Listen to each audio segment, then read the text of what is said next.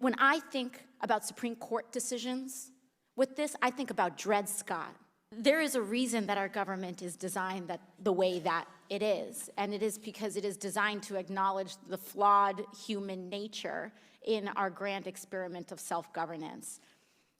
Unspeakable horrors have been executed by the United States in the name of citizenship, in the name of determining who is a citizen, and by citizen we mean who is a person in our democracy. That is what citizenship means. It is an acknowledgement of personhood in American democracy, an acknowledgement of power.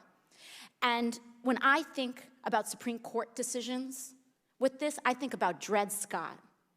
I think about Korematsu versus the United States, where the Supreme Court upheld Japanese internment regardless of the citizenship status of Japanese Americans. And how did that start? It started with the United States Census.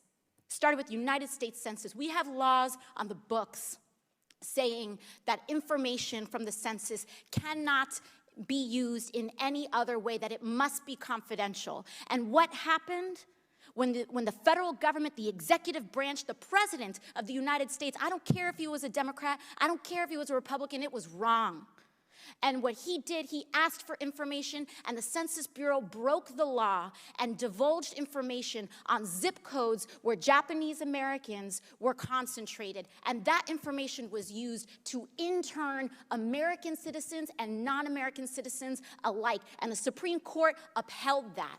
Dred Scott, a black man suing for his freedom, came right before the United States Supreme Court. And what they said was that the US Constitution did not give African American citizenship. They have gotten it wrong. The Supreme Court has gotten it wrong. And unspeakable violations of human rights and civil liberties have been executed by the United States government in light of that. And I can tell you, with this Supreme Court argument, they could very well get it wrong again. And I don't even want to think about how far that could be pushed. But that is not even what the question is at hand today. Because what this subpoena is about and what this contempt is about is the fact that we have asked for information and there is a refusal to comply with a co-equal branch and our power. That's all that this is about.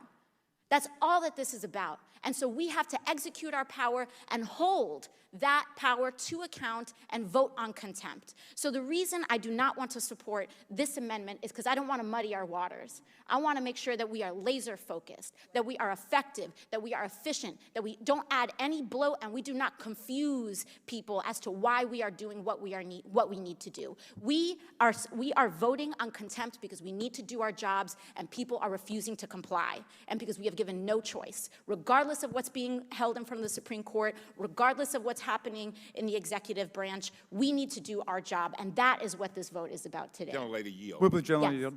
Yes, I'll yield to the chairman.